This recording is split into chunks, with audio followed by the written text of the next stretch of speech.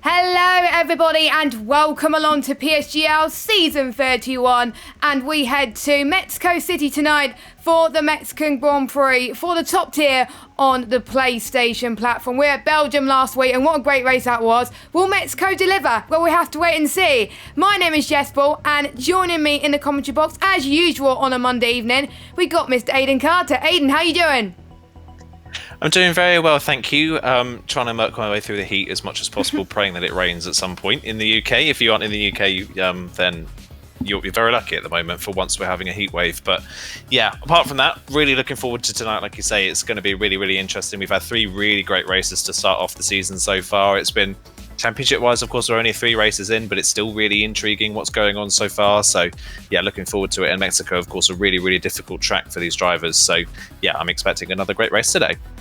Yeah, and Mexico is known for a 2-stop race in the past few seasons, even though there was a lot of drivers that tried to make it a 1-stop. But I'll have to say that, we'll talk about it in a minute, but Mexico is more to be a 1-stop on this game, with the medium to hards being a more preferable option. But again, we'll talk that after we've gone through what happened last week in Belgium. And Dan Urco, well, he got his season off to a brilliant start from round 3 onwards and took the race victory, but it wasn't quite comfortable for him though, but he still got it, and because of that he now leads the championship. Then we got Facecam, who finished in P2. He's third in the standings, but with Valter's consistent results he is sitting P2 in the standings by just a few points over Dan Urco. We got Rowan, who's in 4th in the standings. He's not here tonight, he's been replaced by one of our reserve drivers, which again I'll go through in a minute. Then we got Tom Robbo, who was in 6th. Then we got Brock, Oggiano, Jensen, Rudy, Chiquita. Chiquita's not racing tonight as well, so he'll be replaced. Louis is in 12th in the standings, and the Aston Martin on 7. Then we got Fabi, Cazidel, Mish, Marcados, Fede. Then we got our 2 reserves, Legend. Corey's now a reserve now, he's not full-time, but I will tell you who's going to be replacing him in just a second. And we got Namaya, Fasilio, H. Eagle, Romanino and Desso yet to score. And Romanino and Desso are going to be racing tonight as one of our reserves as well. Plenty of time for a lot of these guys to get some more points on the board. Yeah, plenty of time, like you say, and it's been a bit of an up and down start to season for a lot of drivers. You haven't really seen those drivers consistently winning at the start of the season or being right at the very top of the field in every single race so far. So it's been quite an intriguing start. It's very close at the very front of the field. So yeah, it's going to be really interesting to see what these drivers can do and who can start to string a bunch of results along one by one after that. It'd be nice to see if anybody can do that. But with it at the moment, it's keeping things very close. Like you see, Dinoco obviously first win of the season last out, but before that I hadn't had a podium. Wouters won the first race and hasn't been in podium contention since. Asacone's been really, really strong in qualifying, but has never quite got that win on the board. So yeah, a lot of drivers a bit up and down so far. Yes, definitely. And the stewards have been very busy in PSF1, not as much than the other tiers, but we will go through the incident reports that the stewards have decided upon. So there was an incident between Mish and Jensen on lap 14 turn 3, and the stewards decided to award 3 license points to Jensen and 10 seconds added to their final race time, and that was due to causing a collision in Eau Rouge, and Jensen ran into Mish due to the speed difference and Mish lost control. That means Jensen originally would have finished in P16. Well, he stayed in P16, but he had 10 seconds added to it as well, so now he's 61 seconds off the lead. Cazidel had his penalty removed, so he's been moved up from 11th to 7th, which means some decent points for him in his first full-time race in the McLaren. He's having his second full-time race tonight. And then the incident between Rudy and Warren on lap 18, turn 1, I believe that was after one of the safety cars, and that was 1 license point to Rowan and 5 seconds added to his final race time, which drops him down from 7th to outside the points, and that was due to a hit to pass overtaking manoeuvre, which is not allowed at PSGL. So that has pushed the likes of Louis, Fabi, Rudy and Cazidel up a place, which is always great to see, but it's not nice to always get a penalty. But we'll see if Jensen and Rowan can improve on their driving standards ahead of Mexico this week. Yeah, it'd be interesting to see what they can do. And yeah, like you said, the stewards have been a bit busy for the start of this season. I think amongst the whole, really, it's been kind of that narrative so far, hasn't it? We've seen Danerko lose a podium earlier in the season due to a penalty. So a lot of people throughout the field kind of falling foul maybe of this game being a little bit more difficult to race side by side with. The cars are a little bit more unstable. The cars are obviously, the wheels are bigger as well, and a lot of things like that and a lot of variables like that can make it quite difficult actually to race wheel to wheel with these cars compared to the previous generation of Formula One cars. So yeah, I think drivers still, whilst they're getting used to how the cars feel and how they drive, they're also getting used to how they have to race wheel to wheel with these cars as well. So that's a really interesting dynamic that we're going to have to keep going throughout the end of the season to see if drivers can get on top of that as we now head into our qualifying session for the evening. Yes, and another dry session for the second week in a row, which is great to see. No rain, but will it translate into the race? We don't know. We don't know about the weather. Only the drivers know about the weather and the Jeffs, of course. So without further ado, let's head into the qualifying session, an 80-minute qualifying session as usual. We're not like PCF1. They do full qualifying. We do short qualifying, and the fastest time at the end of that gets pole position. So we'll go through a few changes for tonight. As I said, Romanino is filling in tonight, but he's replacing Basilio, who can't make it tonight. Deso will be replacing Rowan in the Haas. FVR Nam 93, who's still in the pits at the moment, he replaces Jaquita in the Williams for tonight. And we got a familiar face returning in the Haas for tonight, a familiar face to PSF1 and a former F2 champion, Ard Apple Gamer, also known as Benjamin. He's replacing Orgiano for tonight. So those of your reserves, and we got one brand new full-time driver as obviously the Corey has decided to become a reserve. We got F2 champion contender Ray, who's just been promoted to F1 because of how well he's been doing in F2 this season. So consistent results for him as well. And we've seen that last season with the likes of Santori, the ones who get promoted earlier on in the season. They seem to do quite well. Do you think Ray could do the same? I think he definitely could, based on what we've seen from F2 so far this season. I don't think the pace gap between F2 and F1 is as big as we have seen it in previous seasons. I'd say there's a lot more overlap between the two divisions this time around, which is really nice to see. And I think Ray would be a very good fit straight into this championship. Like you say, Santeri last season joined, I think, 3 or 4 rounds into the championship, ended up 5th in the standings. I don't think that's out of the question for Ray either, with how up and down the first 3 races of the season have been. Ray's not out of it at all. He's not really that far off in terms of points to anybody in this championship. So it's definitely possible for him if he can get onto the board, and it'll be a great help for McLaren as well. As a team, McLaren haven't really had the best start to the season, but like you mentioned, Kazizel's got good first points. Got his good first points finish last time out as a full-time driver, and now Ray's in to back him up a little bit more. Yeah, and speaking of Ray, he's heading towards turn number 1 now. One of the longest straights on the calendar. You'll be braking at 210 miles an hour. You're going towards turn 2 and 3. We may see a lot of people invalidate there as well, so we'll keep an eye on that. And we're approaching one of the DRS zones from turn 3 into turn 4. The traction is a lot trickier around here as they head towards turn 5 and 6. Now, as you can see, he was struggling a little bit there as you head towards 6 and 7 then as well, the start of sector 2 then. Obviously slipstream is not allowed in PSF1, so you're not allowed to give your teammates slipstream. And now we're going to one of the most trickiest parts of this circuit, the S section, where we've seen a lot of people go wide or even invalidate. It's a lot easier, I tend to find, on this game, but I know certain drivers in the top tier will beg to differ, but that's why we are in the commentary box rather than on the racetrack, as we're seeing Ben cross the line would set his first lap time 1:15.4. We'll watch Ray going through the stadium section and heading towards the final few corners then. He's got quite a bit of ERS left, plenty to go across the line. He doesn't have D-rate, which is good news, for 1:15.4. Not a bad solid lap from the debutant on PSF1, and that's 1:15.4. And Asacombe, a 1:15.047 right off the back. That is a really impressive lap time from him as well. And I just noted down the pole time for F2.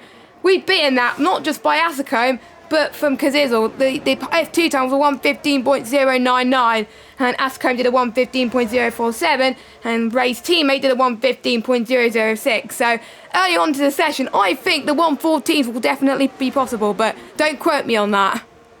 Yeah, I mean, we've said it in the past, haven't we? We've said some things will happen, and then it's not gone that way at all, really, this season. So we'll wait and see, but it would be a bit of a disaster, I think, of a qualifying session if nobody from here on out could get into the 14s. We'll wait and see which the first drivers to be able to do that are. But that's kind of been the story of Asacome all season, hasn't it? He's been so strong in qualifying all season long. He's maybe not quite got the quali lap together at the end of the session, but he always starts off the qualifying session right at the front. He just cannot at the moment seem to translate it into that first race win of the season, but there is no doubt it is coming. Of course, last season in PSGL season 30, picked up only one podium, and that was at the very end of the season. And now with 3 races in, already 2 podiums on the board. So it's such a massive improvement for Asacome already this season compared to the previous. So yeah, would not be a surprise to see him right at the front once again at the end. I think Kazizel, though, is definitely the standout from the first runs. Kazizel, not typically known for being that strong in qualifying. I think his race pace is probably a bit stronger than his qualifying pace in previous, from what we've seen from him previously, but that is a really strong time to start off the session, and a new face right at the front of the field. Asacome and Denurko,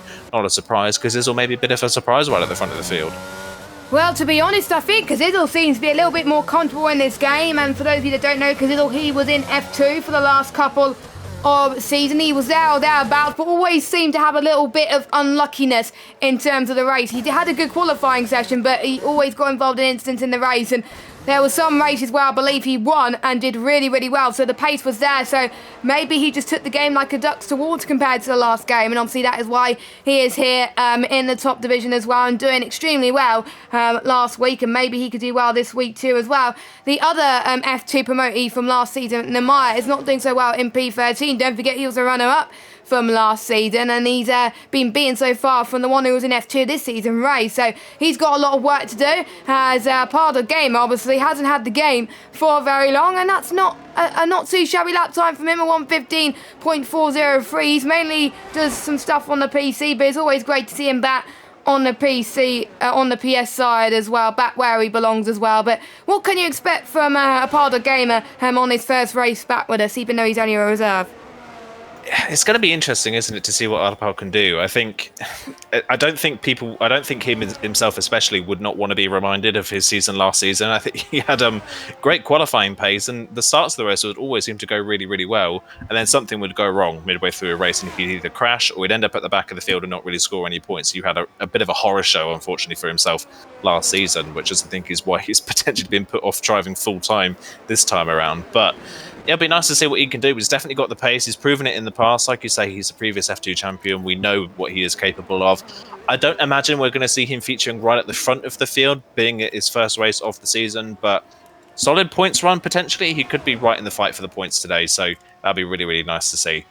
That would be as well, but don't forget, top 10 will score you points in this league, and if you do get the fastest lap inside the top 10, well, you do get a point, but if anyone else gets outside the top 10, nobody's going to get the point as well, so maybe he's going to push him for that. So he's heading towards turn 3 now to start off his next run, to see if he can go a few temps quicker, and again, the times are just so close compared to what we've seen. I think, remember last week, it was probably the closest qualifying I've seen in ages, and that's probably due to the new era of F1 cars as well, and due to the fact that more people are starting to get used to the game as well. I wonder we'll see people a few hammers off each other again tonight as well. There may be a few people struggling to get to grips with it again, as Remenino's the only one not to set a representative lap time, and Fabry the only person not to set a lap time at all. We'll see who's going to cross the line next. We've got Fede, Asacome's teammate, who's about to start his lap. We've got a Haas who's about to start his lap as well.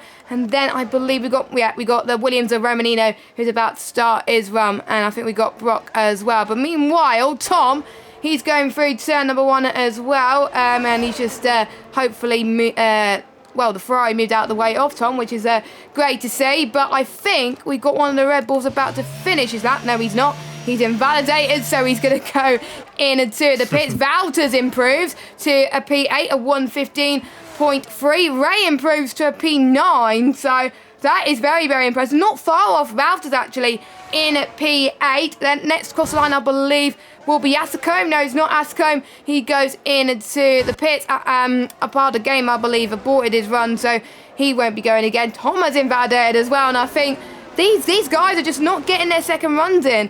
It's an easy track to invalidate, and these drivers are definitely proving that. Yeah, they definitely are. I think every single driver I've gone on board with has invalidated in the S section in the middle of the lap. They're all filing into the pit lane now. Tom's invalidated. I think we've got one of the Aston Martins coming up to the line. That is Louis, but he's now also into the pits having invalidated. So, yeah, a lot of drivers struggling. Desso up towards the line as a reserve tonight in the Haas. Currently 17th, crosses the line up to 14th. Only, well, less than half a second off pole. That's only 14th at the moment. So that shows just, again, how close this grid is in qualifying trim at the moment. So, good improvement, but not enough to get him close to the top 10, as I think further up Brock has improved to a P3 position on the grid. Of course, Brock picked up pole last time out at Spa, first pole of the season, couldn't quite convert it into a good race result, had quite a tumultuous race by his standards and was horribly affected in the pit lane by some little game glitches that we have still got going on at this point in the game cycle. But he's starting to feature a bit more prominently at the front of the field more often now as Brock, isn't he? Up into third place, second row of the grid. And with a track like Mexico, where the run to turn one is so long, third on the grid is actually a very good spot to be in. Yeah, it is. We're seeing it in real life as well, where if you start third, then that's probably a decent place to be. And I think not many people are going to be fighting for pole position, it looks like, as well. I believe Mexico was a feature in PSGL last season as well. And I think in most tiers, whoever started pole did not get the best start or did not lead into turn number one. So watch out for whoever starts first. They're going to get the best toe, the best strategy, I think, into turn number one as well. And a lot more time to think about the running towards turn one compared to your rivals in P1 or P2. So maybe Brock is just happy as he is as well. So run for your order quickly as people are on their outlap. So Kazizel in P1 with a 1:15.006. Then Ascombe in second with a 1:15.047. Brock goes into the pits at the moment. He's in third. And then we've got Dan Urker, our championship leader, on 32 points in fourth place with a 1:15.159. And closely followed by Rudy in fifth. H. Eagle, actually. I think one of his best qualifying sessions of the season so far, touch wood, with a 1:15.329. Then our reserves for tonight and making his debut tonight, I believe. Nam with a 1:15.339. Then we got Valdes quite close behind. Ray as well. Fede, that's a big group there. And then we got another group of Apardal Gamer, Tom, Jensen, they're in the 1:15.4s. Then we got the 1:15.5 club of Louis, Mish, and Namaya. And then we got the unrepresentative club at the moment of Romanino and Fabi, not to set a lap time. But Fabi is on a, well, I think he's on a lap, but I will keep an eye on it as he goes through sets two. And I think it's just crucial to get a lap time on the board at this point, because sometimes starting last is not a good idea. And I thought he was going to invalidate there, but luckily he didn't. But there's some races where he scores some decent points, but there's some races where he's just been very, very unlucky. He's just got to be very consistent, because we've seen in previous F1 championships, consistency helps you win the F1 title. Yeah, it really does help you, doesn't it? Consistency, like you say, and we've not really seen anybody be that consistent so far this season. So if anybody can start doing it, they could put them right at the front of the championship as Fabi comes around the final corner. He's going to get a lap time on the board. Ardapal's just improved to 10th. And Fabi improves to 9th, so good final sector there for Fabi. His first sector wasn't all that strong, so that maybe suggests that Fabi's gone for a car that's maybe a bit slower in a straight line, but better in the corners. As here comes Asacombe to the line, and that's the first driver into the 1:14. So we got our prediction right for once, Jess. We've got a driver into the 14s, and it is Asacombe, a 14.9, the first driver in. Kazizel's invalidated his latest lap, so not improving at the moment. Just seeing if anybody else is up on their time. Denurko is slightly up in the first sector, just going to see him through the second sector split. He's lost a little bit of time, so unless it's an incredibly good final sector from Denurko, this isn't quite going to challenge Asacombe for a provisional pole. Nope, it's not, but we have seen people gain the final sector in the past, in particular around Belgium last week. So Denurko could surprise us, but no, it's not going to be pole position. It's going to be 1:15.035, so imagine if he found some more time in the first two sectors. He could have been way above, because if the one Ascombe and probably potentially get pole. So Denurko's still got some pace there in that Ferrari. We've got Mish up to the line in P16. Everyone has set representative lap times at the moment, and they're all so close. I believe, I'm just trying to see where Fabi went. Fabi went into P11 then, so just outside the top 10, 1,000th slower than Philip Valdes in P10, as Valdes, I believe, is on another run. He's got an AlphaTauri in front of him as well. The race winner from Austria, of course, hasn't picked up a win since. He's looking to add another one to his list, but he's not going to add it just yet because he's in the pits, and he's probably going to go for one final run in just a second. I think a lot of people are going to be doing that. Jensen's going to be doing that as well, and don't be surprised to see Desso doing that, unless he wants to get his lap early. We'll have to wait and see. So we're now coming to the crucial part of qualifying, Aiden. Calm before the storm. And everyone is just under 5 or 6 tenths of each other. This is going to be another close qualifying session, it seems. Yeah, it looks like it's going to be incredibly close. Like you say, there's not much to split any of these drivers, so any little margin they can find could help them massively in this qualifying session. But I think the continuing quality trends happen once again as Dessa, like you say, does dive into pit lane and abandon that lap. We're seeing trends again in qualifying, where it's Facecam at the front of the field after the early runs in the qualifying session, and then you see drivers like Jensen and Nemaya at the back of the field after the early runs in qualifying, and then they somehow pull something out the bag at the very end of the session, it always seems, every single time. So if Jensen's 17th right now, expect him to be in the top 5 potentially by the end of this qualifying session, just as the trend that we've seen from that Alpine driver this season. As Ray, actually, in the other McLaren, I don't know if we missed that one or not, he's gone 4th fastest. So wow. McLaren's 2nd and 4th at the moment with their brand new driver lineup pretty much now. After 4 rounds, we now have a completely new driver lineup in this McLaren, and it's kind of revitalised the team a little bit, because Ism on the front row, Ray now 4th in his first race in the top tier, so that is a really, really good lap from Ray, and he's managed to get back into the pit, and I think with just enough time left on the board so he can go again for another run, as H-Eagle's also improved up to P6, and this is a much better qualifying showing for H-Eagle as well.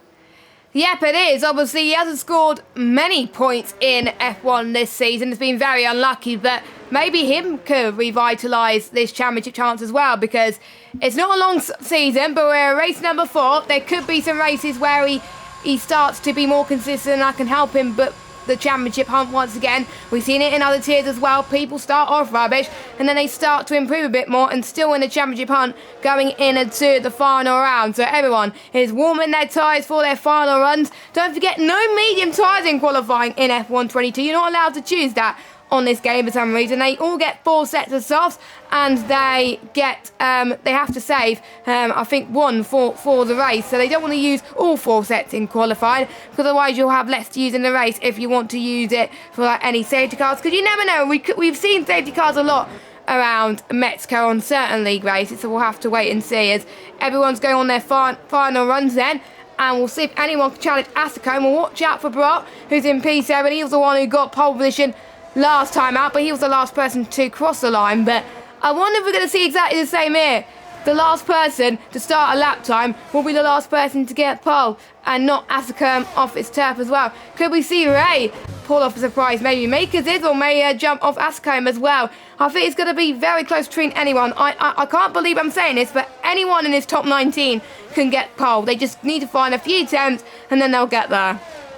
Yeah, it's definitely one of those tracks, isn't it, where if you nail the lap, you really get rewarded for it. So that's going to be a really interesting thing to try and note for the rest of this session. I'm just seeing who the furthest along on a lap is at the moment. It was Nam, but Nam is invalidated. So the Nam currently in 9th position in that Williams, not having their best of qualifyings so far, as Philip Wouters goes past. Ooh. At the moment. Philip Wouters, good start to the season, really loose at rear end of that Alfa Romeo through the S section there, and he's moved all the way to the left-hand side of the road there, trying to short his run. He is still a 10th up, though, so he's finding a bit of time, but at the moment, that 10th is only going to get him into 10th position at the moment, so he's got to find a little bit more in this final sector through the stadium section. Of course, different configuration to what Formula E run. They run the full way down the Peraltada, whereas these drivers cut it in half as we head into the final corner and up to the line. Philip Wouters just find a little bit more time, but again, only 10th on the grid. Interestingly for Philip Wouters, as Brock, yet again, like he did in Spa at the end of the session, pops up at the front of the timesheets.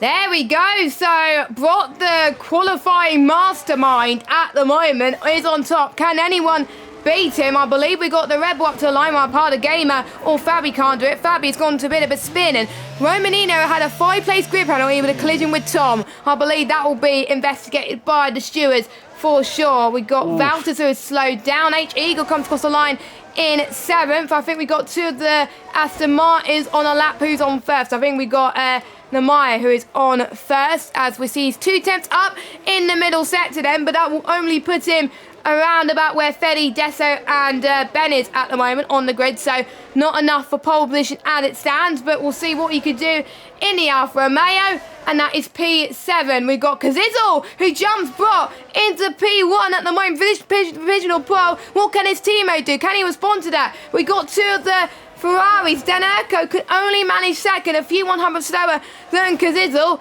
Meech could only manage 14th. We got Brock's teammate Tom, who can't improve. He can only manage 9th. We'll watch Ray to see what he could do. He's a few 100s down.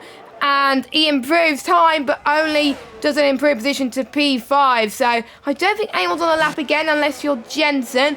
Fede's backed off. I think Jensen can improve a little bit more as well, or has he backed off a bit? Well, he's going to improve a bit on his time, a 1:15.1, but he is invalidated, unfortunately. So he is in last position. But yet again, this grid is represented by 5 or 6 temps. Can you believe that? And the top 3, you just can't get any closer than that as well. But Kazizel is on pole position. Daneko in 7th, Brock in 3rd. The usual people that you would see in the top 3, and Asako only in 4th.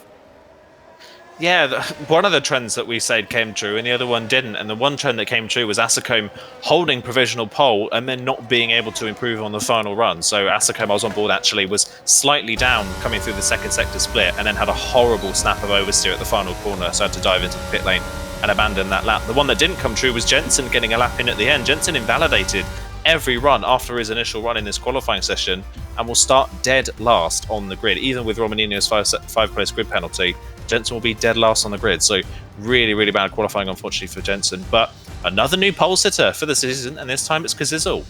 Yes, I think that seems to be the trend with us getting different pole sitters this season. We have Valters, we had Kazizel, we had Brock as well. I can't remember who the other one was. But let's go through your results then before we go into our commercial breaks. We got Kazizel in P1, Daneko P2, then we got Brock, Asako, Ray, Rudy, Namaya, H Eagle, Tom, Romanino, Louis, Philip Valters, Nam, Mish, Fabi, Apollo Gamer, Deso, Fede and Jensen. A note to your order. And before we go into the race, let's go have a quick word from our sponsor, title sponsor GT Omega.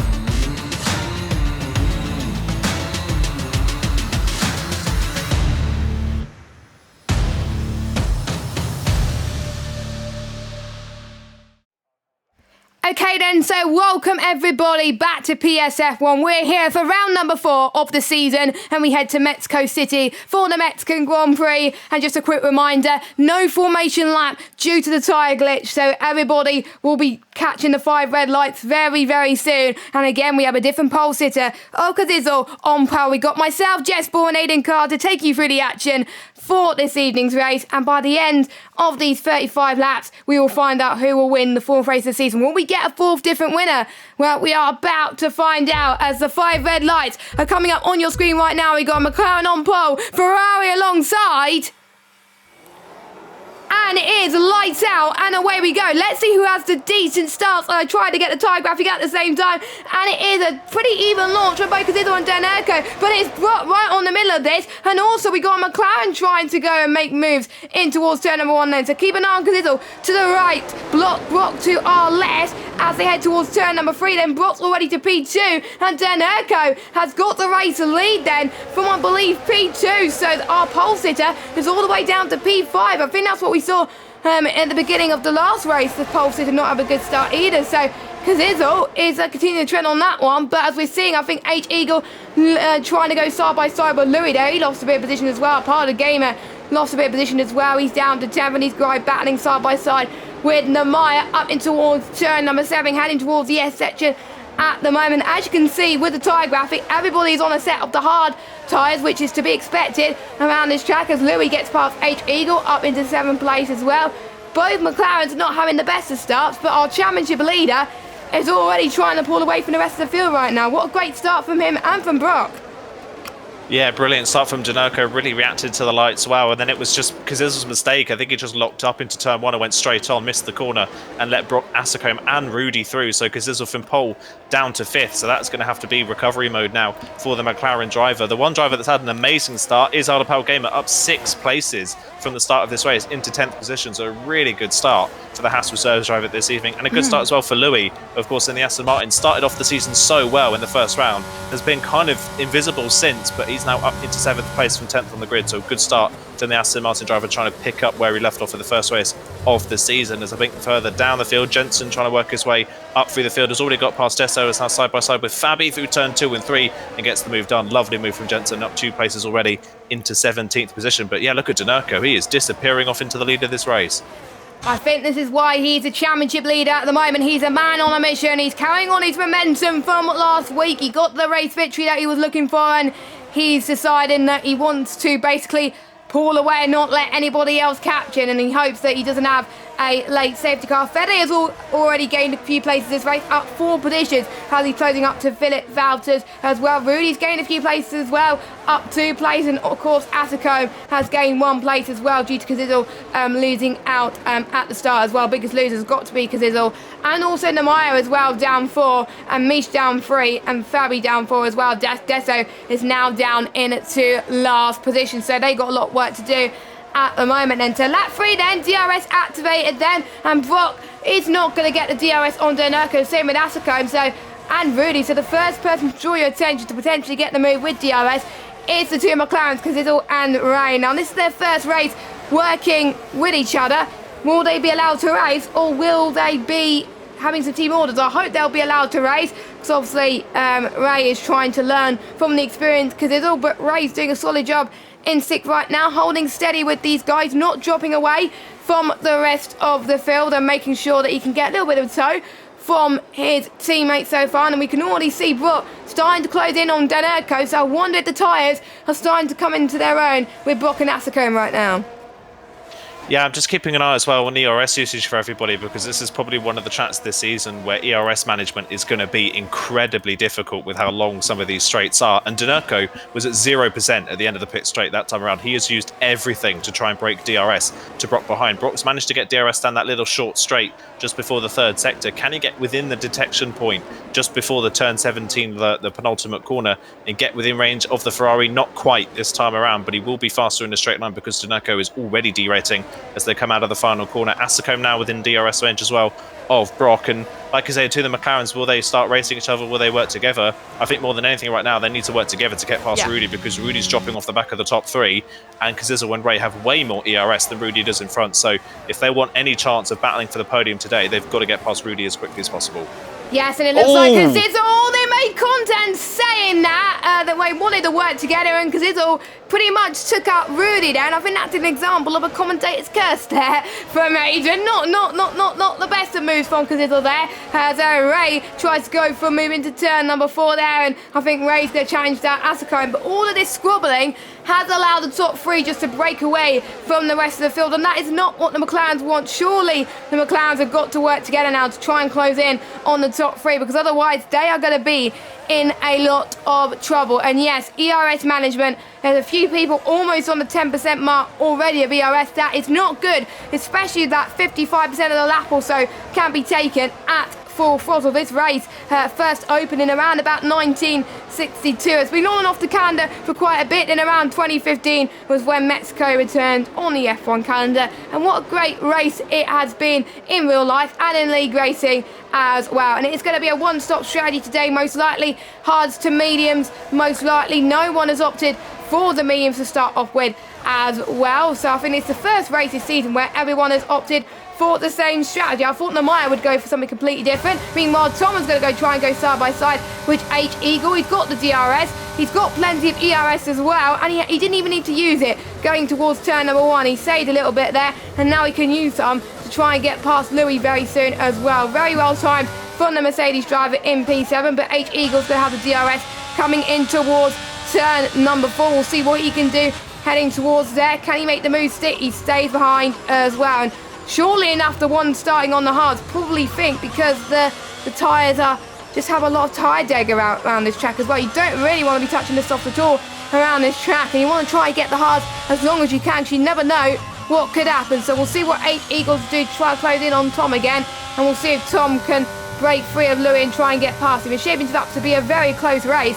in the midfield. I think pretty much the top 3 are running away with it, but the midfield, bring it on. Yeah, the midfield is very close at the moment. One thing I'm interested in here is that Ray is actually starting to ever so slightly close in on Brock and Asicome and is dragging his teammate with him. So Ray's got good raw speed at the moment in clean air. It's just the problem is that Asicome in the DRS range of Brock at the moment is just being pulled along in that AlphaTauri, and that is not helping the McLarens in a straight line at the moment. So that is where they are losing out, as Ray now low on ERS as well. So I wonder if Kazizel's going to think about coming back at his teammate. By the way, that incident between Kazizel and Rudy, I don't know what on earth was going on there, but Kazizel completely missed his braking point. Just it must have been by about 50 meters. Just completely missed the corner, and instead of bailing out the corner, just drove into the back of Rudy's car. So I do feel bad for Rudy there. That was a really unnecessary incident that has cost him a lot of positions. He's now down into 11th place and outside of the points. So that is a potential race ruiner there for Rudy. Luckily for him, it doesn't look like he's had any damage, and amazingly, it looks like Kazizel's gotten away with no damage as well. So they can both continue on. It's not over for them, but yeah, Rudy set back big time because of that incident, and that now means that Ardapal Gamer is up 7 places in this race into P9. What a great start for his first race of the season.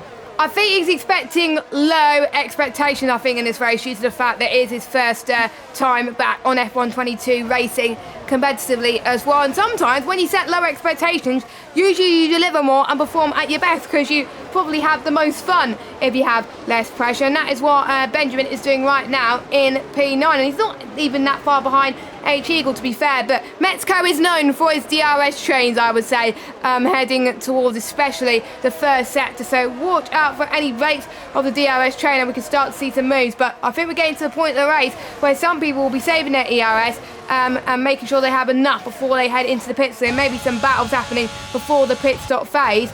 Meanwhile, Kazizel has got enough potentially to try and get past his teammate. Now, I think they have to work together at this point because otherwise they're going to be in a lot of trouble. Meanwhile, in the background, Romanino has got past Fede up into P14, so Romanino is making his way through the field then. So Kazizel, is he going to go to the right a little bit or right? No, but he's not. He's staying behind his teammate, so he's using a bit of slipstream to try and make sure no one else can close in and, well, basically them two can close in on the guys in front. And I think that's what's helping Ray and Kazizel get past, to be fair. And one thing we forgot to mention about here, we mentioned about invalidations. What we forgot to mention is penalties. Penalties can be a big thing around Mexico on this game. I think the winner of this race will be the one who keeps it clean and scores the less penalties. But I have seen less penalties in Mexico on this game than in previous games, but still quite more penalties than any other track. So if I were you, just keep it on the right line and you should be absolutely fine. But that's easier said than done because I usually tend to get penalties around here, around Mexico. But we'll have to wait and see as Kazizel is going to challenge Ray once again. But Asicome has got a brilliant run on Brock heading towards turn number 1 here, coming the start-finish straight then. He's got the DRS. Again, he's not using his overtake. He's just using the ERS management, well, DRS, to get past Brock. And I think that is very, very key at this stage, and I think it just shows that the DRS is definitely powerful around this track, and now Asicome could start hunting Denerko. But would it be too little too late at this point, because he's 2 seconds behind? Yeah, he kind of sat behind Brock for a few laps there. He had an opportunity to get past Brock the first time they had DRS, but he chose not to take the opportunity and sit behind the Mercedes. I think potentially just to save some ERS, but even in that time, he's not really saved that much. That just goes again to prove that it's so difficult to save ERS around this track. So if you've burnt all your ERS early on, it's fair to say you're not going to get it back unless you get a safety car, or you really have to drive very cautiously at some point in the race, potentially around your pit stop phase. So you're going to see potentially the likes of Denerko, who is still down below 10%, despite having a 2-second lead, has not saved any ERS at all at this point in the race. He is still under 10% for the majority of the lap, which just goes to prove my point. So I think you're just going to see these drivers that are low on ERS stuck on low ERS for the majority of this race. And looking further behind, the McLarens are so tantalizingly close now. The back of Brock's DRS, just 0.2 out that time around for Ray. Not quite close enough to get to the back of Brock's car. But despite derating and not having DRS, Ray's not losing a lot in a straight line. So that suggests to me that Ray's got a pretty fast car in a straight line, even without DRS. So that is going to be interesting when if he gets to the back of Brock, whether he can just breeze past that Mercedes and up into a podium position. And so far, what a great debut showing in the top tier from Ray for moving up from F2 to F1. This has been a really, really strong start so far for the McLaren driver. Same for Kazizel as well. Despite obviously the mistakes he's had in this race, it's still a far better showing than we've seen from him so far this season, as we missed a move, I think, further down from Tom, who has managed to get up into P6. So mentioned it last week at Spa. Mercedes were kind of starting to build a little bit of momentum. It was Tom that was doing really well, and Brock was having a poor start to the season. It kind of flipped last time round, and now they're both at the front this time around. So Mercedes really starting to turn their season around as Jensen's night goes from bad to worse. I don't know if he's had contact or just spun on his own, but he's now back down to last position. Yes, Jensen not having a good race at all, and I have to say, I think Ray is probably challenging his inner Santeri at the moment just by trying to do well on debut as well. Or maybe he should have been placed in F1 in the first place from the start of the season, but maybe, obviously, Connor knew that he had to prove himself in F2 first as well. And we have seen it in many seasons. If you do well in F2 early on and start to dominate, you will have a chance in F1. And sometimes you have to make a decision. Would you fight for the championship in F2, or would you want to get better in terms of your racecraft and racing and race in the top tier, the pinnacle of PSGL PlayStation? And I think Ray has definitely made the right decision there as well. And I think it just makes both championships in F1 and F2 even closer indeed, as Brock has just gained a little bit on Facecam there. We're keeping an eye on Facecam's ERS. He's harvesting a lot more than Brock, so this could be Brock's opportunity to go for the lunge very, very soon, in about a lap or two potentially as well. Maybe he will be saving some ERS too, as Fede is in the pits on a set of the medium tyres now.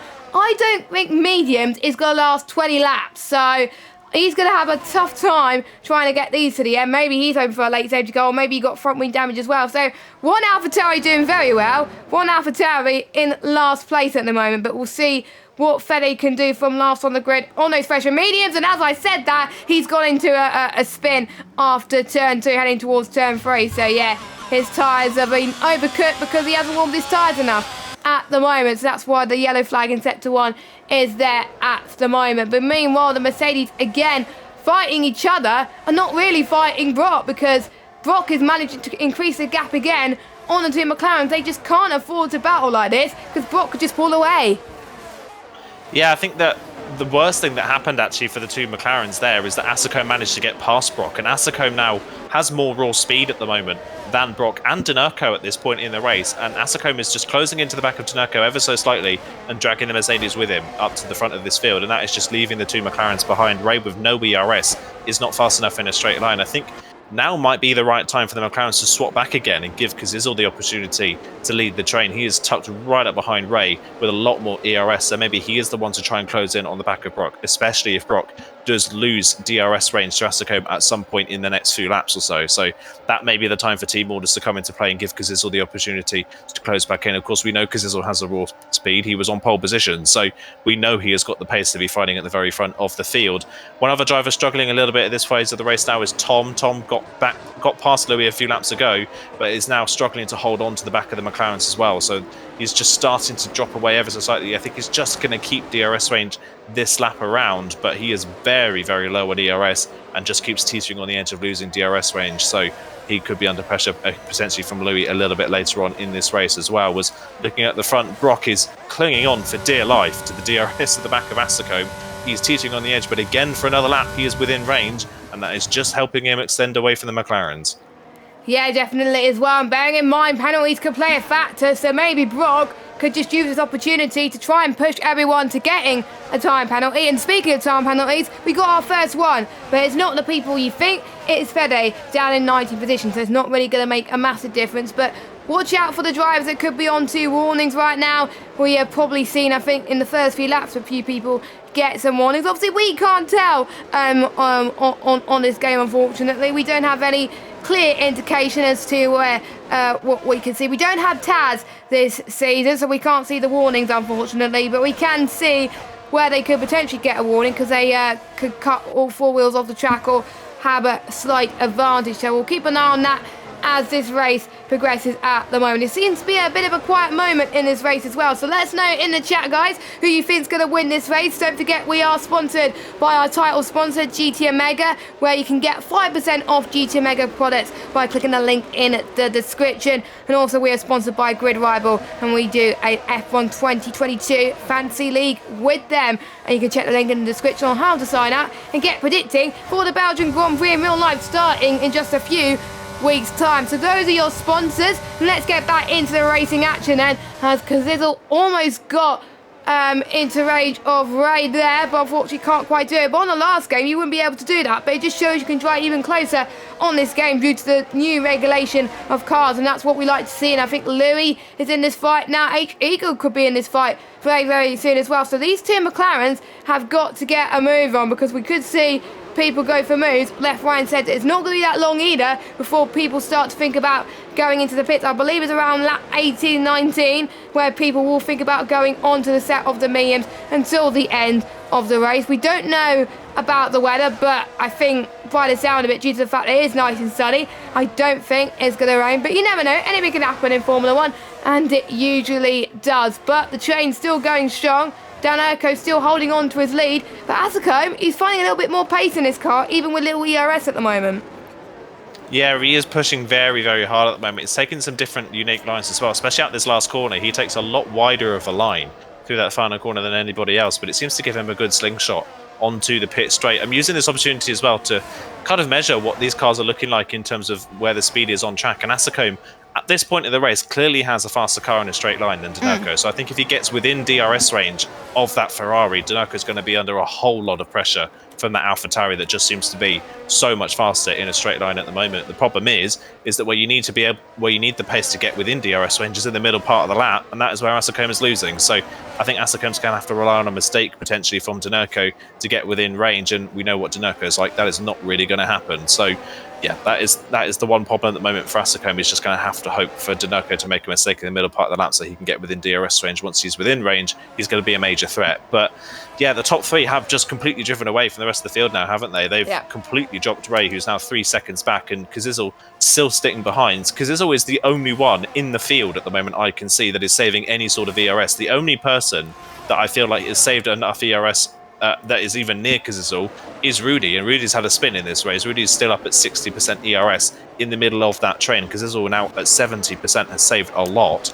I now wonder where he's going to use it. Is he just going to sit behind until we get to the pit stop phase and then use a lot of it when we get onto the medium compound tyres to try and get within range of the likes of Brock or Asicombe?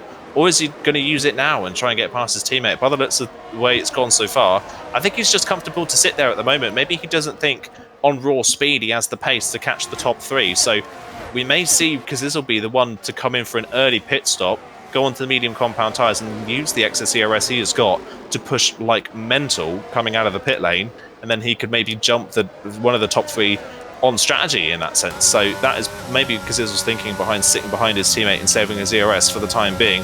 Artapel Gamer, by the way, P9, looking to make up another position in this race because H-Eagle really starting to lose pace with his top 7 now. Yeah, and I think I'm noticing the ones that are going for moves and being more patient are the ones saving ERS, like Apollo Gamer and Kazizel and the likes of the Aston Martins as well. But there's a few people like Danerco that's hardly on any ERS at all. And for those of you that don't know on this game, if anything less than 10% of ERS on this game, you lose so much power down the straight. It's absolutely mind-blowing, and it just makes so much difference. So that is why you got to be saving as much as you can. And like Aiden said, there's not much to recharge on around this track due to the fact that quite a lot of this track can be taken at high speed, and there's quite a few braking zones, not as many as other tracks. So they really got to be saving, and if they're not careful, then people are going to get past due to the fact that they have more ERS than you. But I think if you want to go for a move with hardly any ERS, turn 1 will be the best place to do so, as Brott is going to be doing exactly that. Maybe in turn 1, nobody chooses to stay behind. We're looking at Kazizel and Ray, who may be thinking to be doing the same thing, but Tom is right on the back of this as well. We'll keep an eye on Brott first as he moves to the right-hand side and towards turn number 3, and he gets it before the braking zone of turn 4 then. So Brott is up into piece 2 of this race. Very ideal as well. Decent gap between himself and Tom, so the double stacking won't come into much effect going into this race as well. But I think the McLarens have got to think who's going to pit first and who's going to gain more time as well. But we'll have to wait and see. So really good move from Brock then. Can he hold up Asicombe and keep the gap to make sure he stays in P2? He's doing well at the moment, and we'll see how he's set up like at the moment. He's got plenty of ERS as well, so maybe he was just saving enough ERS before the pit stops to go for the move. And I'm thinking Kazizel could do the same thing, maybe Tom as well. Kazizel, I don't know what he's doing, but 81% ERS, he's just probably waiting for the right opportunity to pounce, and I think this could be the lap.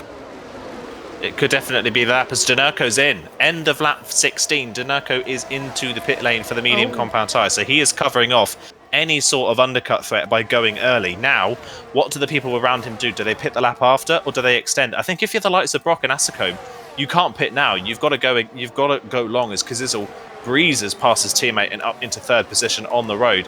I think for the likes of Brock and Asacombe, for them to stand any chance of winning this race, they've got to go long. They cannot go on this. They cannot pit now because they will just fall further back behind Danerco and not have any sort of tyre advantage. So they've surely got to go maybe another 5 or 6 laps and then hope that Danerco's mediums fall off in pace towards the end of the race. That is probably their only hope of winning this race. I also don't know what has happened to Asacombe's pace because he was within 1.5 seconds of the race leader for a good old amount of time, and then he dropped to 2 seconds back, and then he pretty much let Brock through and now can barely keep up with Brock. So I don't know what has happened to Asacombe's pace, whether something has happened, but he is all of a sudden just lost his pace on these hard compound tyres. As we're now starting to see the majority of the field picking up time penalties. Tom was the first to do it, and half a lap later, Arda Palgamer's got the penalty. So yeah, drivers now starting to pick up those time penalties as we get to the midway point. Yes, I think we may see a chain reaction, unfortunately, and I think that might come into effect very soon, but I think we're seeing Brock and Asacombe not budging. One of the McLarens ideally needs to pit now.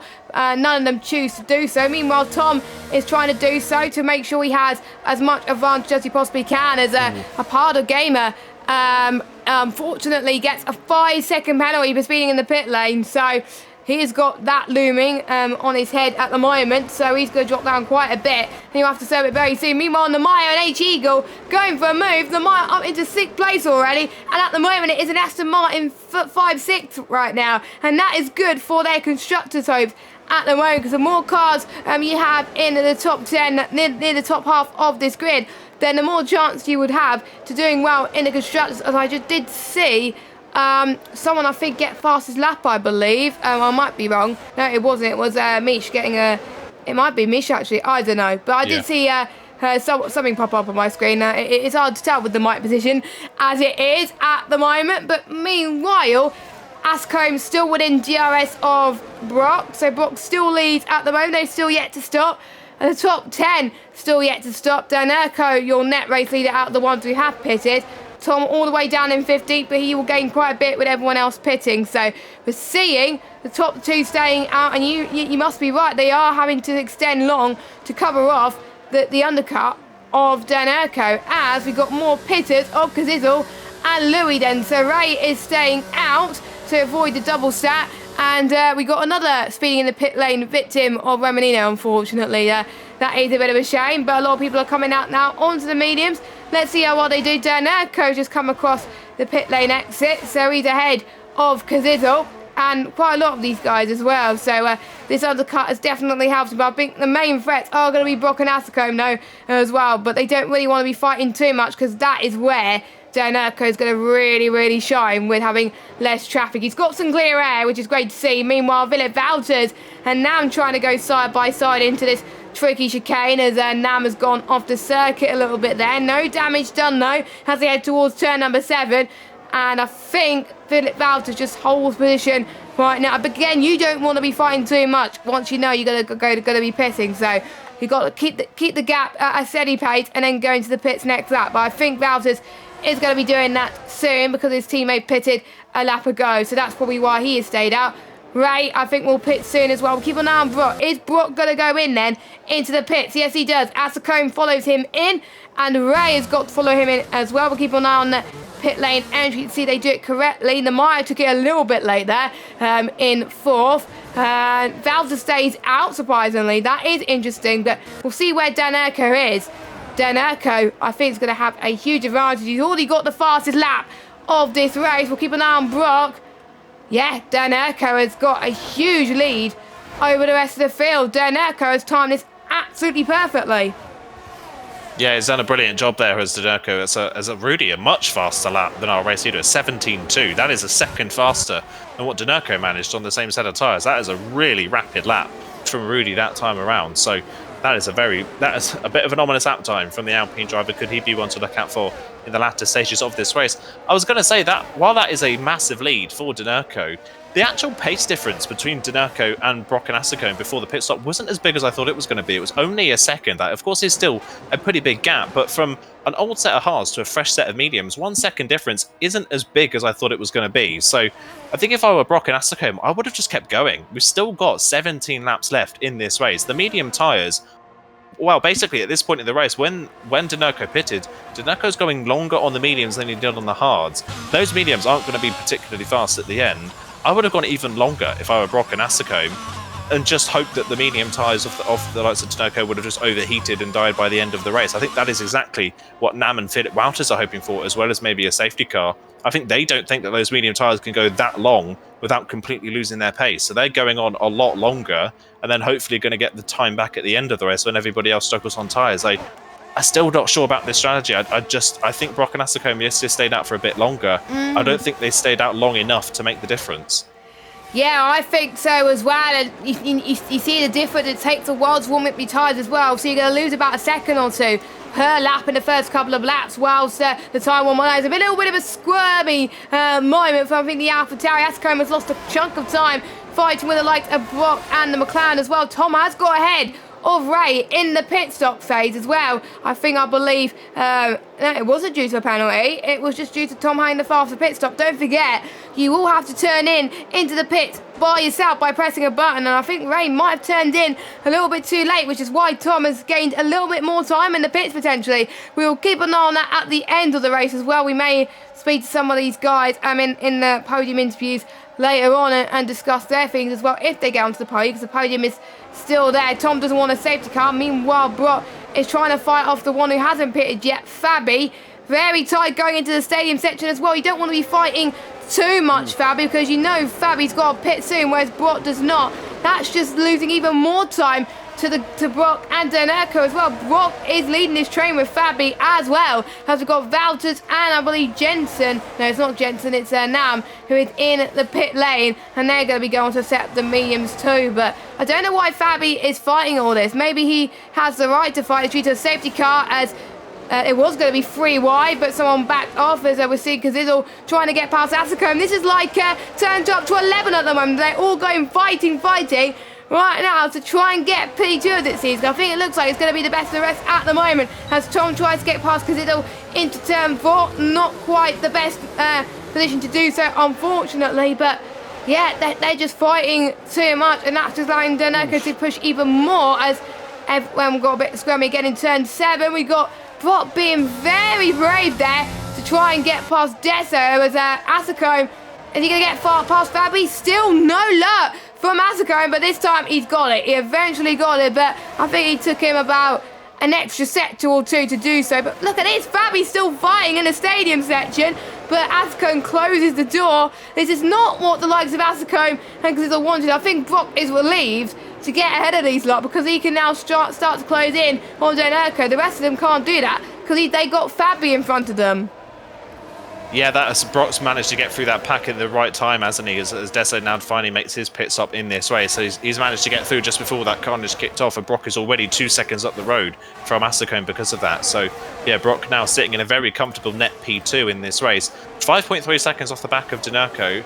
I don't think that is an attainable gap. I think Dinerco's got this one covered unless there is some sort of safety car. Again, I just don't think this strategy from Brock and Asicone was extreme enough. I don't think they went far enough in one direction to make this strategy work. So I don't see them really gaining anything. That was Ray and Fabi side by side for P7 on the road. Around the outside goes Ray. Lovely move on the Red Bull. Nice clean move as well. Ray gets the move done and is up into 7th place. Make that a net 5th in this race. Of course, Jensen's still yet to pit, and Tom with the time penalty. So Ray, despite maybe not having the best of overall pace of the people around him, doing a very good job strategy-wise and is keeping it clean, and is still on for a top 5 in his first race of the championship, is behind Louis in the Aston Martin, trying to get past the Red Bull of Fabi as well. He should get a really good run on the run down towards the stadium section. He's going to go the long way around the Red Bull, and Fabi gives that one up. He doesn't fight that one too hard, and Louis is up into 8th place.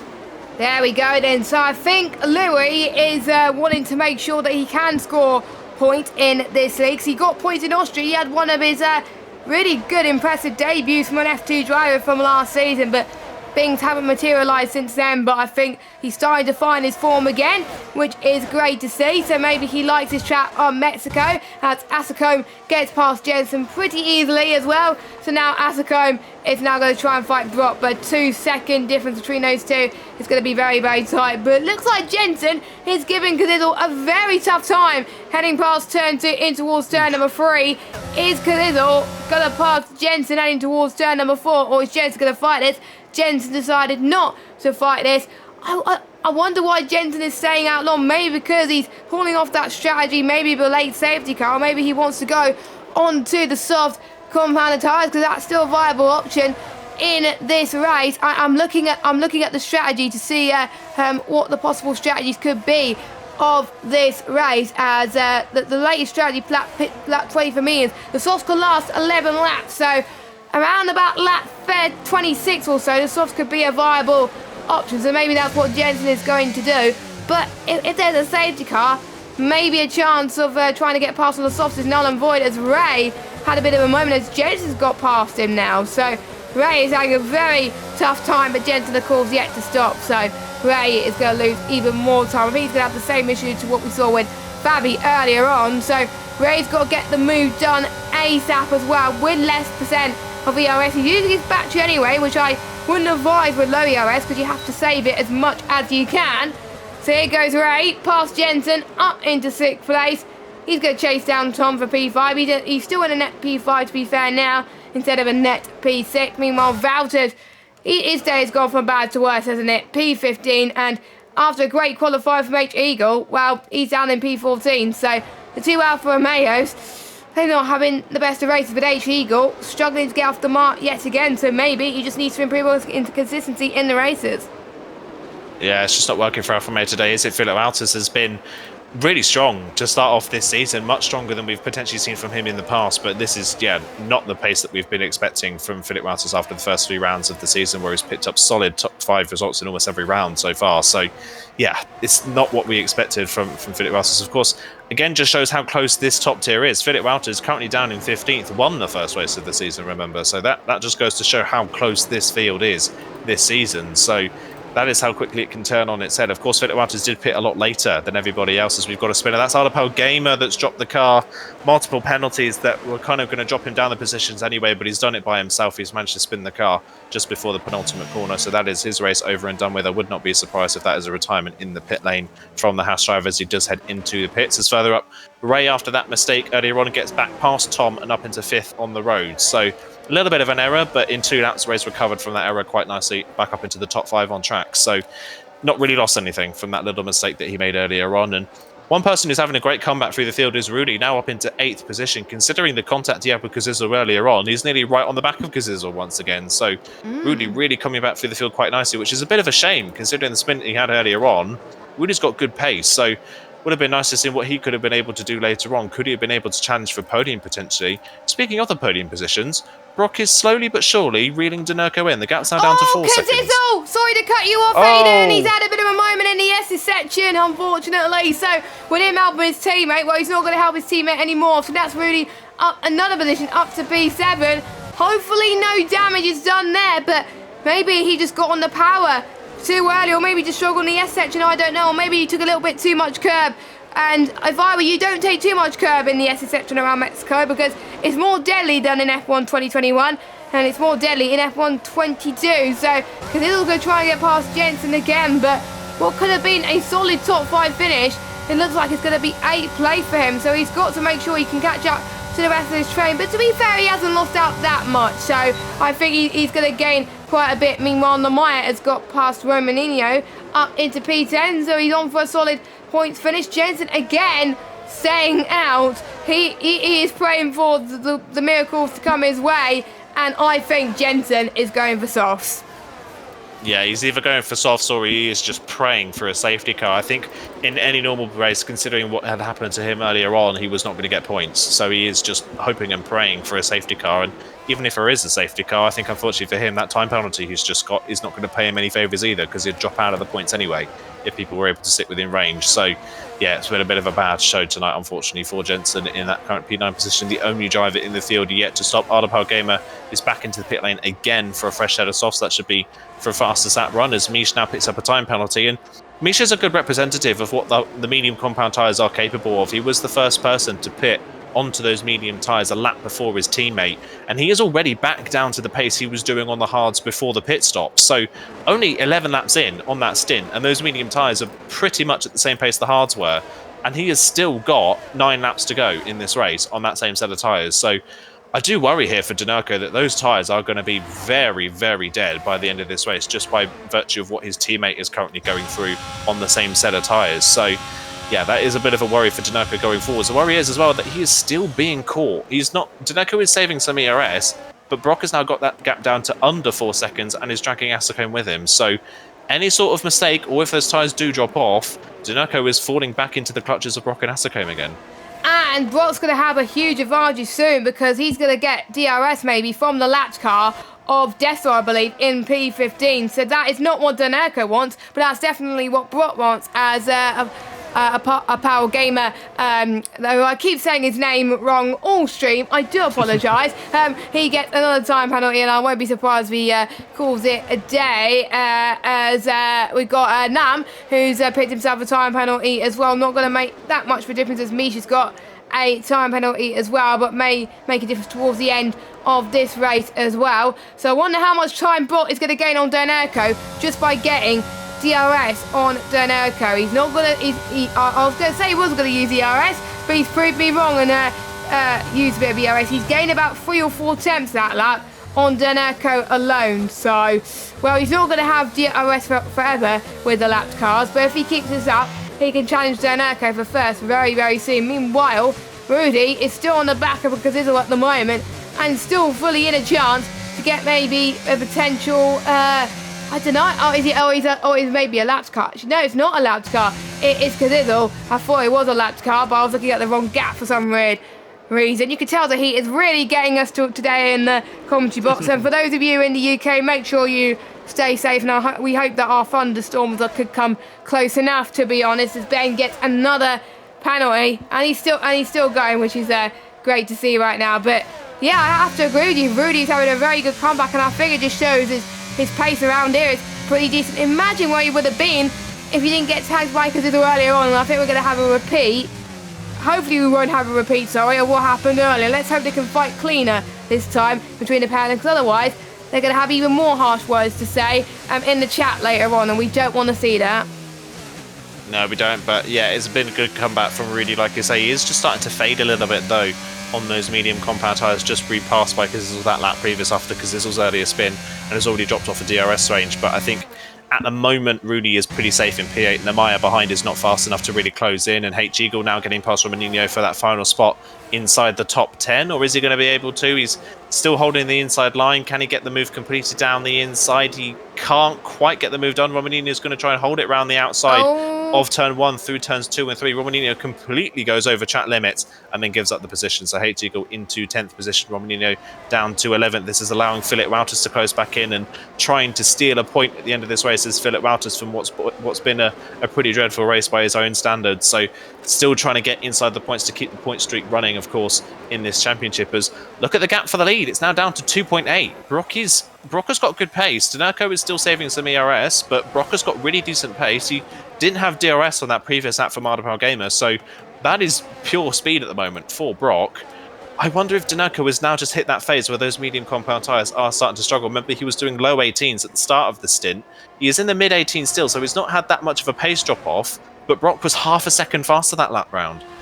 There we go, 1:18.1 was Brock's time there on the last lap there, as well as I'm just getting rid of a certain bot in the chat. It's not doing us any favours at the moment, but anyway, 2.7 now, and I wonder if it's going to get to 2 seconds at the end of the next lap as well, or will it be too little too late? But I think the danger that Brock has now is that Nerco's using less ERS. I think he's been told by his engineer to save a little bit, because he knows that Brock is coming very soon, and Brock is going to approach another lapped car again to try and close in just a little bit more. But I'm sure Brock is going to be happy with second place anyway, because he was very unlucky with Belgium. And to be honest, I think the curse, of getting pole position is starting to come true at the moment, because the guy who started in pole position, Kazizel, is down in 7th position.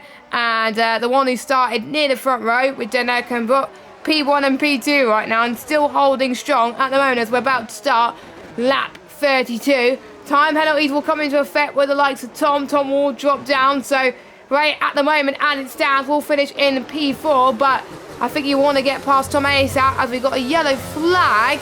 That was, I think, lapped cars, moving out the way, I think. Yeah, it is lapped cars moving out the way, so yes, luckily the lapped cars moved out the way pretty easily there as Ben picks up another penalty, and I wonder if he's going to call it quits. Yeah, he's going to call it quits. Unfortunately, that is his race done. That makes it our second retirement of this race. Only 2 retirements so far, which is great to see. I have to say, apart from the spin we've seen from Kazizel and Rudy with the incident there, it's been a pretty clean race from these drivers so far. Yeah, it's been nice to see, actually. It's been a nice, clean race. So, yeah, maybe not the most exciting, but it's been a pretty decent race throughout the field. There's good little battles going on at the moment. There's a battle going on for 4th place as it stands. Tom holds it on track, but with that time penalty, will drop down behind Rudy potentially as it stands. I think Rudy is just outside penalty range of Tom at the moment. So Tom, with that penalty, could drop down to 8th position. I think it's looking more likely 7th at the moment, but it's Ray at the moment who will be in 4th position as it stands. But Louis, once again, just like he did in Austria in the first race of the season, kind of flying under the radar, hasn't made any big headlines, hasn't done anything too shocking, but has kept it clean, has made moves, has pitted at the right time, has gone well on strategy, and has just picked up drivers as they've made mistakes, and is now running in 6th, a net P5 with that penalty. That would be his second 5th place finish of the season, and that would be a good return to form for the Aston Martin driver and the team as well, of course, considering they've not really had the best of times in the last 2 rounds of the season. It was a great start for Louis, and then he hasn't scored since the first round of the season, so back into the points for Louis this time around would be really, really nice to see, as Ray's going to go for the move on track this time around, I think potentially on Tom. He does this further down the field. I think Romaninho has gone for a spin, so has dropped outside of the points now. Philip Wouters is into that final points position as Ray gets past Tom on track into P4, so we'll see if Louis can follow through and then maybe challenge Ray for that 4th position. There we go. So this is going to be the fight that we want to see, the battle for 4th place on the road. But Louis would want to get both Ray and Tom as well. Louis almost did it as they've sent both Tom into a spin. And I wonder if there's going to be some words said in the chat after this race. I'm almost certain that's definitely going to be reported. I wonder if it was over ambitious from Louis or maybe over ambitious for Tom, but it was hard to see from our angle. But luckily, stewards will have access to different POVs from all the drivers, so they will make a more educated decision than we would ever do. So we'll see what they can do. But Tom's dropped all the way down into 7th, which means the 2 McLarens are in 4th and 6th now, which means more decent points from Ray and Kazizel, even though Kazizel may have a steward's reports looming under his head. He's still got to fight as if he's not getting that steward's report, so he's going to do that at the moment. A second behind Louis, so he's not winning even DRS range. Gap now between Dennerk and Brock is game on, 1.8 seconds. I don't think it's going to be enough to go for the win on the final lap, but we're starting to see Dennerko's tyres start to die a little bit as well, and according to my little data that I compiled before this race, the mediums could only last 20 laps. Are we starting to see the crossover point for Dennerko's tyres right now? The gap's coming down even more, 1.5, so one with Brock is starting to gain more traction in the corners. Another yellow flag, that is an Alpine. I think it might be Jensen, that is Jensen, who's definitely hanging a mare so far, but he's keeping going, which is great to see. 1.4 now is the gap between Dennerk and Brock.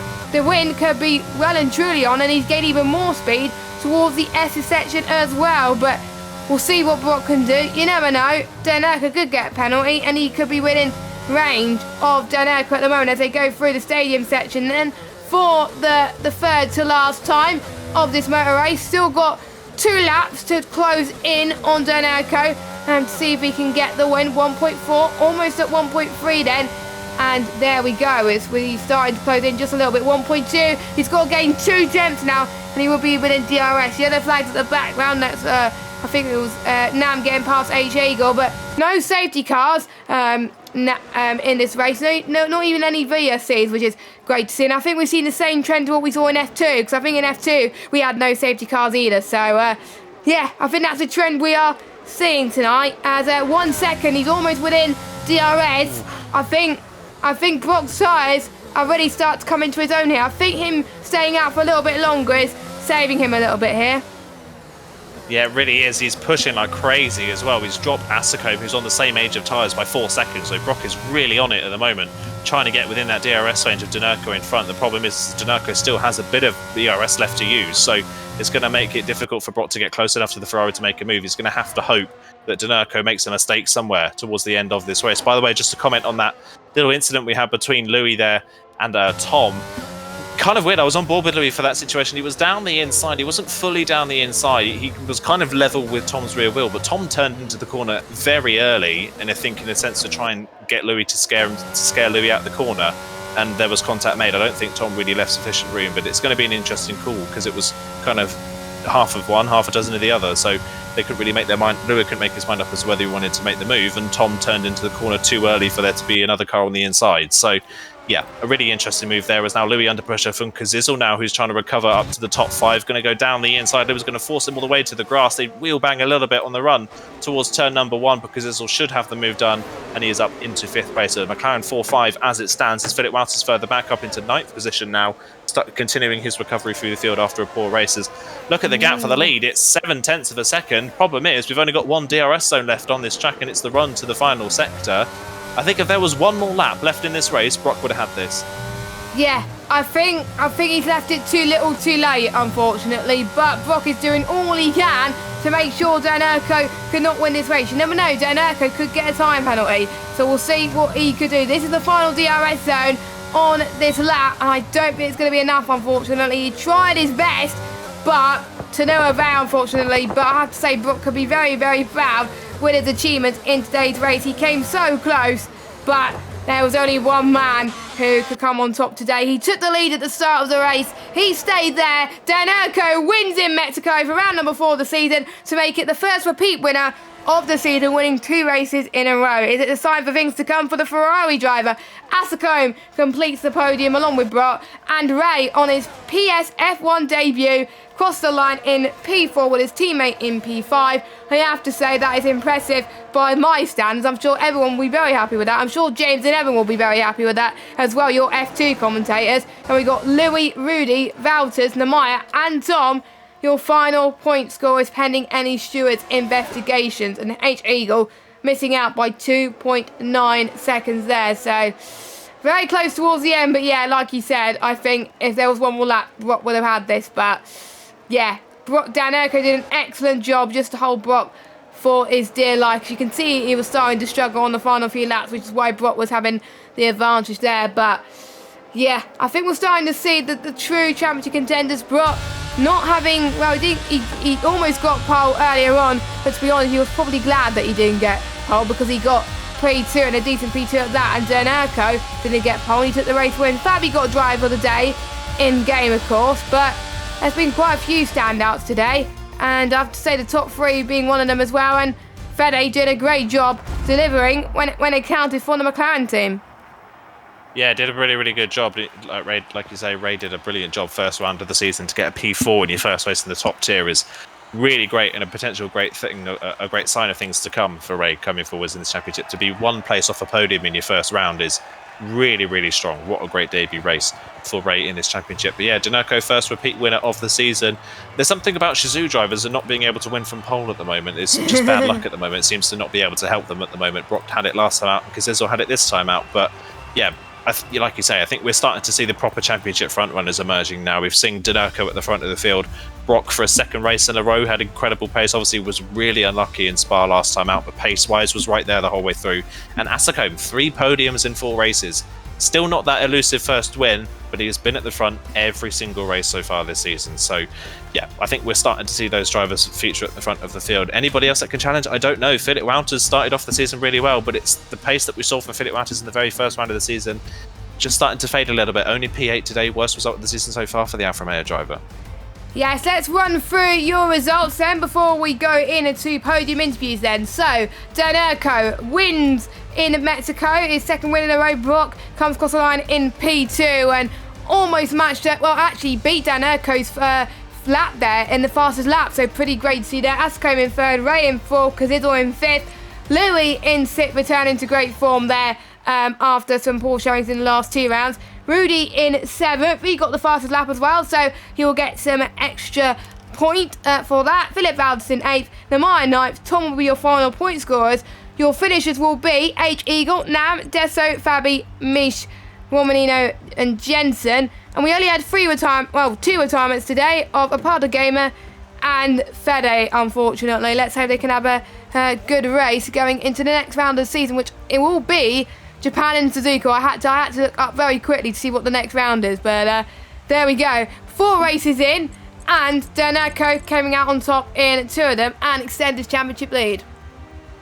Yeah, extended championship lead, like you say, started off the season with 2 results that are maybe a little bit subpar by his own really high standards. But yeah, last 2 races, he's really emerged as the front runner, as a lot of people expected, I think, coming into the season, being the only championship, one of the only championship contenders from last season to return for season 31. So yeah, not a surprise to see Dernaco at the front as well. But I think got to give a shout out to Brock today as well. I think first 2 rounds of the season, we've mentioned it a couple of times, Brock really struggled in comparison to Tom, I think, in the first 2 rounds of the season. But last 2 rounds that we've had so far, Brock has really turned it around, and today was a really great showing. And with a lap extra, that could have been Brock's win today, and that could have been our 4th different winner in 4 races.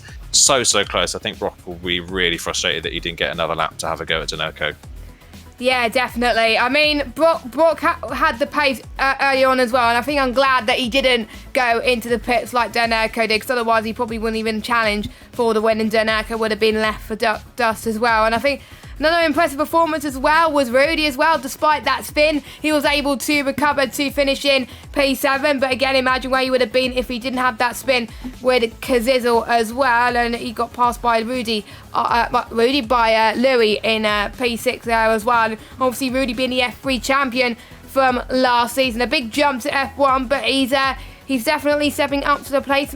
Maybe Japan, maybe a good track for him. But I have to say, Japan has similar characteristics to Mexico. It has the S section like Mexico, which I think is what it's based off as well, which is very true. You then got the Dunlop curve, the Denver curves as well, which is very blinding when you approach it, especially in the official standard as well. And then you got the famous spoon and 130R. We've seen some brave moves in the past as well, so I'm very much looking forward to this race, and I've enjoyed Japan races at PSGL as well, and a lot of people have done well in the past, but we'll see what these drivers could do on this gamer around a very tricky track, but it's a track where they get less penalties, so that's one less thing to worry on, I guess.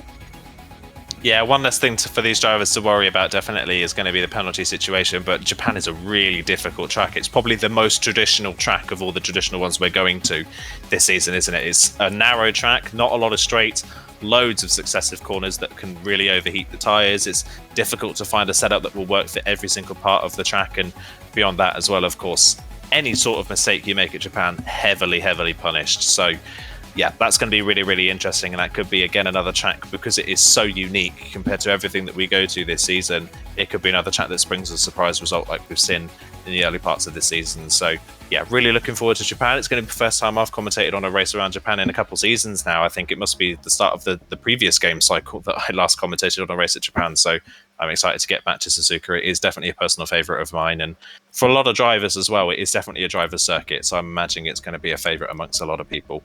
It's a favourite of mine as well, because I've got my last podium on the F1 2021 game around this track as well. So it always has a special place in my heart.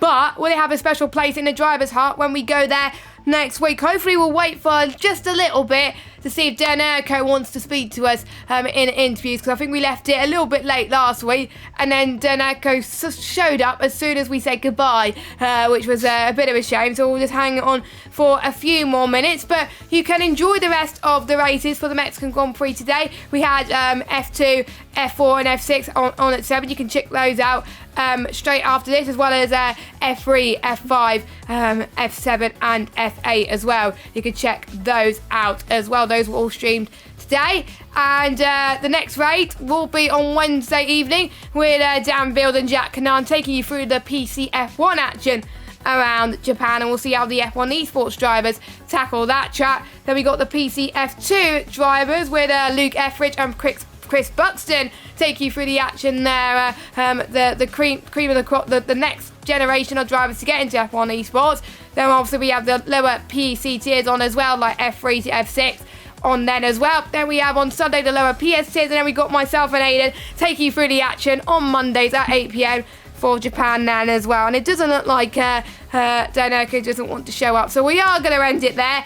Thank you guys so much for watching. We will leave you with a quick word from our sponsors. But until then, I've been Jessica Ball and Aiden's been Aiden Carter. We will see you next week for the Japanese Grand Prix. Until then, bye-bye.